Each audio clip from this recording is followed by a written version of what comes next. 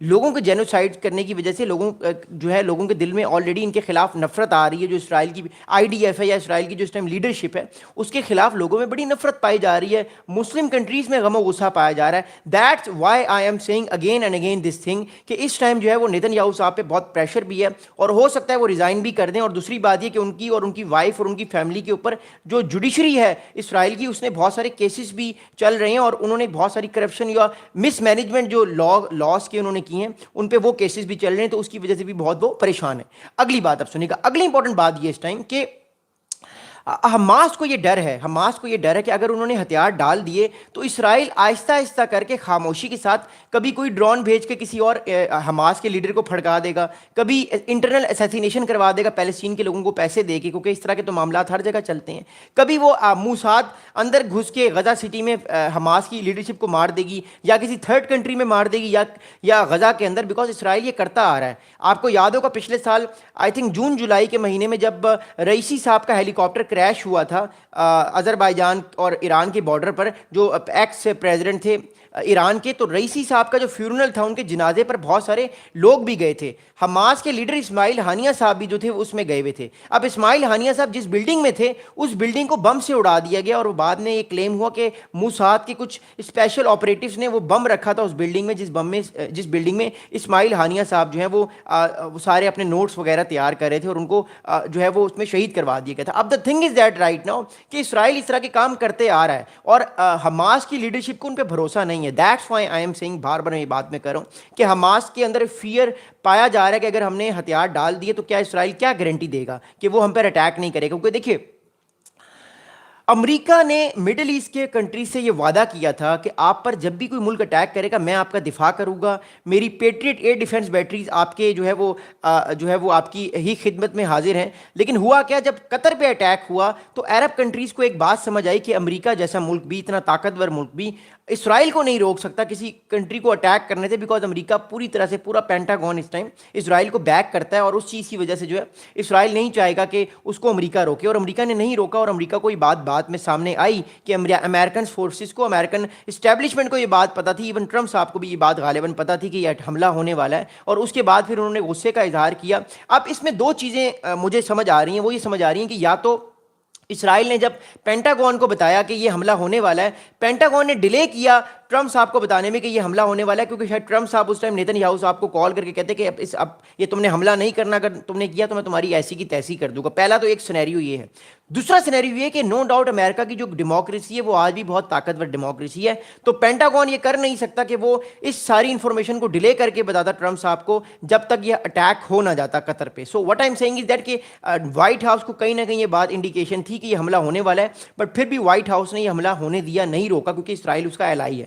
So what I am seeing کہ Hamas کو بھی اس ٹائم اسرائیل پہ بلیو نہیں ہے اور اس چیز کی وجہ سے وہ بھی فی الحال اپنے ہتھیار نہیں ڈالنا چاہ رہا اور وہ انکمفرٹیبل ہے اس ڈیل کے ساتھ. اگلی بات سنیں گا. اگلی امپورٹنٹ بات یہ کہ اس ٹائم حماس کے 7,000 ممبرز جو ہیں وہ سڑکوں میں اس ٹائم جو ہے وہ موو کر رہے ہیں. اب یہ حماس کے جو فائٹرز ہیں وہ اس ٹائم کہاں پر اس ٹائم جو ہے وہ کس علاقے میں ان کا بھی کنٹرول ہے, میں آپ کو بتانے کی کوشش کرتا ہوں کہ کس علاقے میں اس ٹائم حماس کا کنٹرول ہے غزہ کے. اب یہ میں آپ کو میپ دکھا رہا ہوں, دوبارہ سے دیکھیے گا اس میپ کو.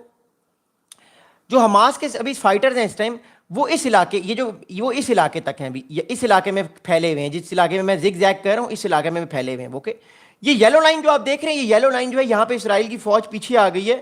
اس یلو لائن میں اسرائیل کی فوج کھڑی ہوئی ہے اور وہ اس نے پرومس کیا کہ وہ اٹیک نہیں کریں گے اور فی الحال سیز فائر غزہ میں ہو گیا.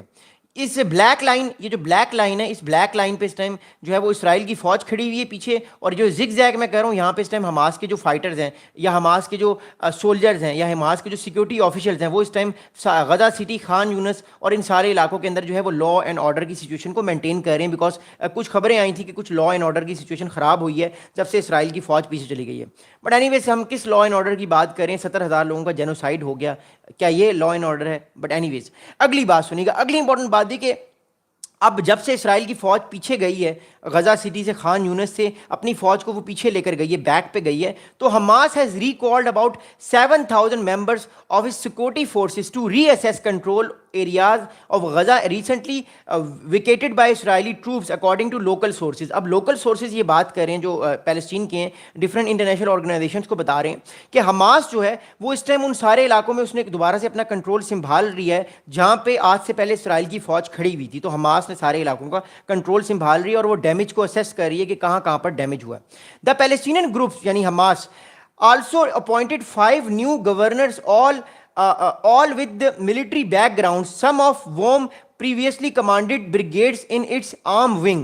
اب یاد رکھیے گا, حماس نے 5 علاقوں میں ڈیوائیڈ کیا, اس سارے علاقے کو 5 علاقوں میں ڈیوائیڈ کر کے اپنے 5 گورنرز جو ہیں وہ لگائے ہیں. مطلب 5 حماس کے ہی فائٹرز کو یہ رسپانسبلٹی دی ہے کہ وہ اپنے اپنے علاقوں میں لوگوں کی فلاح و بہبود کے لیے کام کریں, وہ دیکھیں لوگوں کو کیا پرابلمز ہیں اور اگر کوئی کسی کو پرابلم ہے تو اس کی ہیلپ کی جائے. تو دیٹس ہاؤ اٹ از. اب اگلی بات یہ ہے کہ مور امپورٹنٹلی اب غزہ کا اس ٹائم جو ہے وہ کنٹرول ابھی پراپر طور پہ کس کے پاس ہے, بیکاز بہت سارے غزہ سٹی کی میں بات کروں جو مین میجر غزہ سٹی ہے.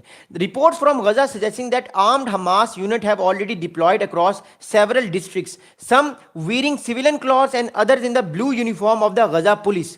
اب غزہ کے جو فائٹرز ہیں وہ اس ٹائم غزہ پولیس کی فارم میں, غزہ سیکیورٹی فورسز کی فارم میں, اور غزہ کا جو ان کا اپنا حماس کا ایک سویلین جو ونگ ہے وہ سارا ونگ اس ٹائم 7,000 لوگوں پر جو مشتمل ہے وہ اس ٹائم پورے کے پورے غزہ کے اندر پھیلا ہوا ہے اور اپنے لوگوں کی فلاح و بہبود کو وہ دیکھ رہے ہیں کہ لوگوں کو کوئی پرابلم تو نہیں ہو رہا, اگر پرابلم ہو رہا ہے تو وہ ان کی ہیلپ کرنے کی کوشش کریں. اور ایڈ آنا شروع ہو گئی ہے حماس کے لیے اور غزہ کے لیے ایڈ جو ہے وہ آنا شروع ہو گئی. ٹرکس جو ہیں وہ ہم نے نیوز یہ آ رہی کہ ٹرکس آنا شروع ہو گئے ایڈ کے لیے, ان کو الاؤ کر دی اسرائیل نے. اگلی امپورٹنٹ بات یہ کہ حماس کے ایک آفیشیل نے ریسنٹلی ایک اسٹیٹمنٹ دیا ہے بی بی سی کو. اب یہ بی بی سی کو یہ اسٹیٹمنٹ یاد رکھیے کہ بڑا اہم اسٹیٹمنٹ ہے. میں آپ کو بتاؤں گا کہ حماس کے ایک آفیشیل نے اسٹیٹمنٹ کیا دیا. Hamas official declined to comment directly on reports of the security deployment, but he told BBC that we cannot leave Gaza at the mercy of thieves and militias backed by the Israeli occupation. Our weapons are legitimate to resist occupation and they will remain as long as the occupation continues. اب جو Hamas کے fighters ہیں انہوں نے be B C کو, ان کے Hamas کے ایک آفیشیل نے بی بی سی کو یہ بتایا ہے کہ ہم جو ہے وہ اس علاقے کو غزہ اس علاقے کو چوروں ڈکیتوں یا جو اسرائیل کی فوج ہے اس پر ہم نہیں چھوڑ سکتے. ہمیں ہمارے جو ویپنز ہیں وہ صرف اس لیے ہیں تاکہ اگر یہاں پہ کوئی معاملہ خراب ہو تو ہم لوگوں کو ڈیفینڈ کریں, لوگوں کو ہم دفاع کریں, ان کو ہم سیکیورٹی دیں. تو یہ ایک طرح سے سچویشن اس ٹائم ایرپٹ ہو رہی ہے غزہ کے اس علاقوں میں جہاں پہ اسرائیل کی فوج پیچھے آ چکی ہے. اگلی بات سنیں گا. اب مور امپورٹنٹلی ایک ریٹائرڈ ملٹری جو ہے وہ آفیشل ہیں, ایک ریٹائرڈ سیکیورٹی فورسز کے آفیشل ہیں یا آفیسر ہیں who serve for years with the Palestinian authority in Gaza. اب کئی سال تک ایک صاحب ہیں جو اسرائیل کی سیکیورٹی فورس میں کام کر چکے ہیں, بڑے ہائی رینکنگ آفیشل ہیں. ان صاحب کا نام تو اس ٹائم نہیں آ رہا, لیکن ان صاحب نے ریسنٹلی ایک اسٹیٹمنٹ دیا کہ he feared that territory was sliding towards another round of internal bloodshed. اب اس میں مسئلہ کیا ہے, میں آپ کو تھوڑا سا ایک مسئلہ سمجھانے کی کوشش کرتا ہوں. ہم ابھی فی الحال اسرائیل اور حماس کی اس لڑائی کو دیکھ رہے ہیں غزہ میں, لیکن آپ کو یہ بات شاید نہیں پتا کہ غزہ کے اندر بھی ایک پاور پلے چل رہا ہے. غزہ کے اندر بھی ایک پاور پلے چل رہا ہے. وہ پاور پلے کیا ہے؟ وہ پاور پلے ہے حماس کے مقابلے میں ایک اور فورس ہے, اس فورس کا نام ہے الفتح. الفتح حماس اور چھوٹے موٹے اور گروپس کی آپس میں بھی لڑائیاں ہوتی رہتی ہیں تاکہ, کیونکہ it's all about the power پلے.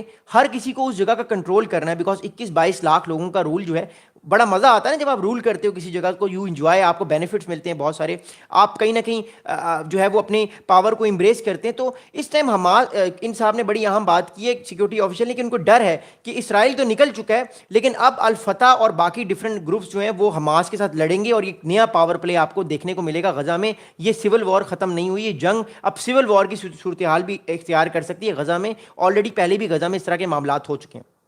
اب اگلی بات بتاؤں گا.